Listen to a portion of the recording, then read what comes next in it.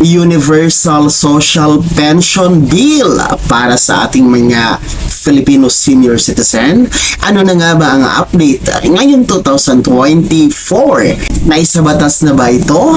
At mai-enjoy na ba ito ng ating mga Filipino senior citizen? Yan ang ating aalamin sa video na ito. Hold up.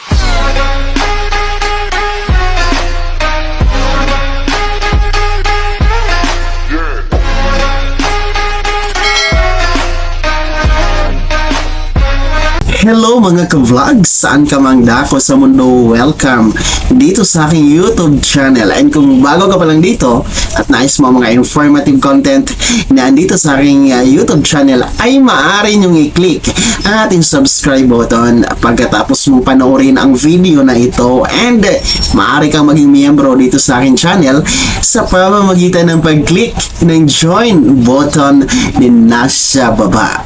So pag-uusapan natin ngayon mga ka-vlogs, itong Universal Social Pension Bill. Kung ano na nga po ba ang status nito ngayon, kung nasaang stage na ba ang bill na ito para sa lahat ng ating mga Filipino senior citizen. Para naman po sa mga hindi pa nakakaalam na mga Filipino senior citizen or sa ating mga nanonood ngayon, no? Kung ano nga po ba itong Universal Social Pension Bill?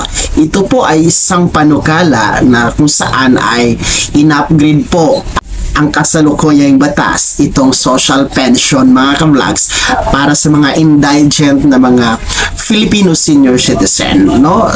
Alam naman natin, no, na ang social pension under the DSWD program ay para lamang po sa mga mahihirap, yung tinatawag natin na mga indigent senior citizen. Kung hindi ka indigent, hindi ka makakasali sa social pension ni DSWD.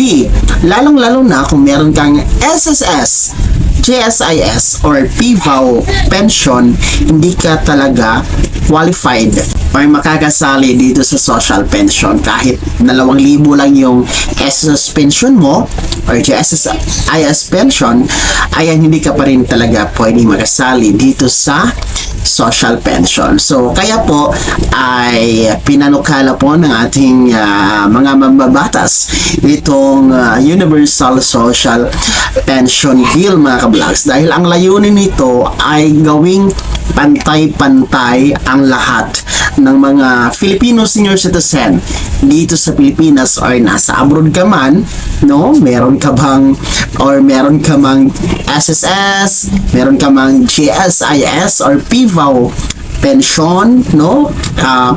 Kahit may source of income ka, kahit may capacity ka na bumili ng maintenance na gamot or makabili ng gamot mo, no? Kahit meron kang mga anak or mga mahal sa buhay na nagbibigay sa iyo ng suporta monthly or whatever, weekly, no? Nagbibigay talaga sa iyo ng suporta para sa iyong pangangailangan. Ayan, lahat ng yan ay pwede na dito sa Universal Social Pension Bill, no? Yun po yung layunin, yun po yung purpose, no, nitong Universal Social Pension Bill. In short, wala nang maiiwan, no? Wala nang maiiwan ng mga senior citizen, kundi lahat na po ay pantay-pantay na makakatanggap ng pensyon, ayuda, iba pang benepisyo mula sa gobyerno mga ka-vlogs. So maganda, no? Maganda ang layunin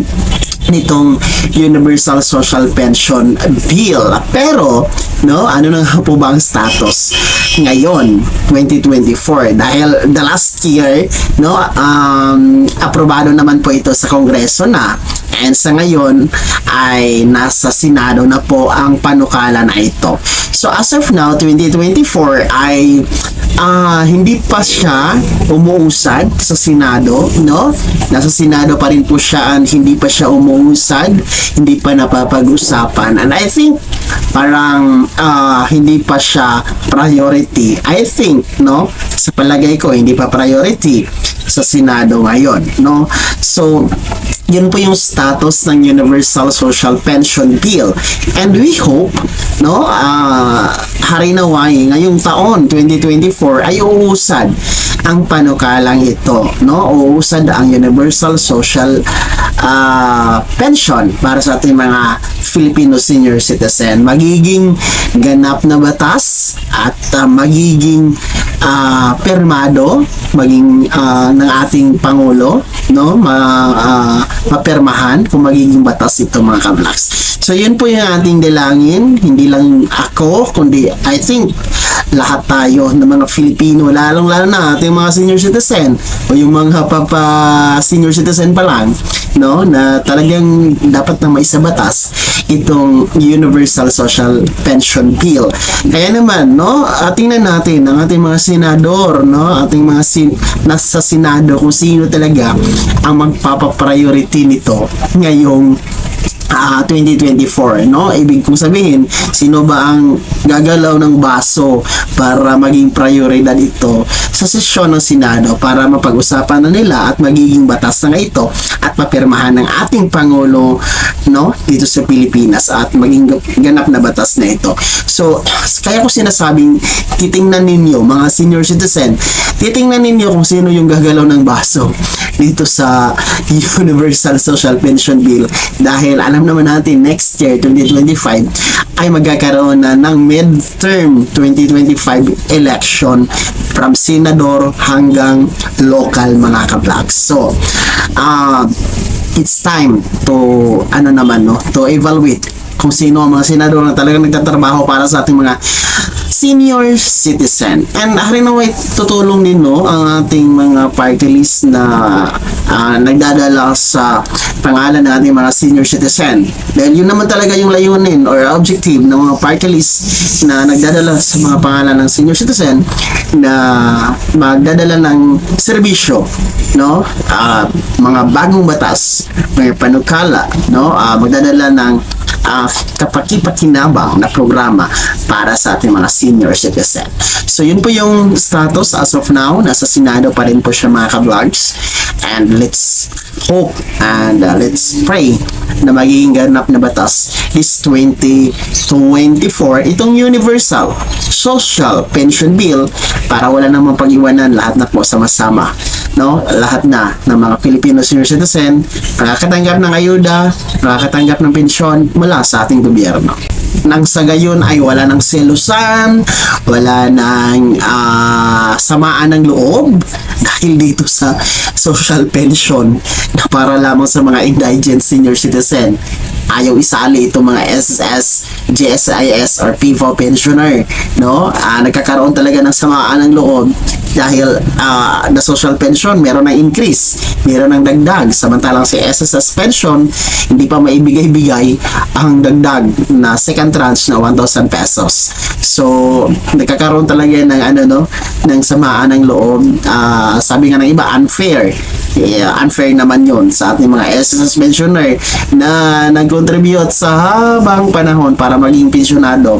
Pinaghirapan po nila yan, no? Samantalang ito ating mga social pensioner under the DSWD program, mga indigent po ito, no? Wala talagang contribution sa SSS, and yet na-enjoy na nila ang dagdag na 1,000 pesos na increase sa kanilang social pension. So ako, dalangin ko po dito sa ating YouTube channel na sa susunod na pagtalakay natin sa Universal Social Pension ay magiging isang ganap na batas na ito.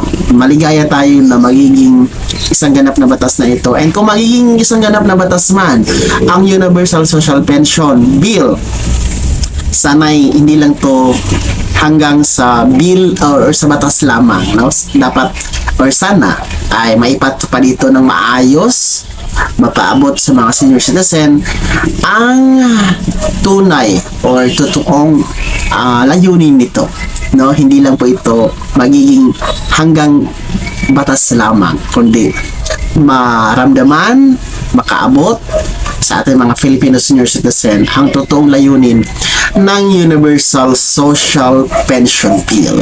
Sana'y naging gabay ang video na to kahit paano at nabigyan kayo ng idea. Kung hindi ka pa nakasubscribe dito sa aking YouTube channel ay maaari niyong i-click ang ating subscribe button na nasa baba. Huwag mong kaligtaan na i-turn on ang notification bell. Ilagay mo sa all para updated ka sa mga bagong videos na i-upload ko. And maaari mo nang i-like ang video na to. Kung meron ka pang mga katanungan, maaari mong i-komento sa comment section na nasa baba. And you can follow me sa aking official Facebook page na nasa screen niyo. Muli po, ito si Daniel Timpawa na nagsasabing kung tunay kang kaibigan, please, pautang naman dyan. Bye-bye!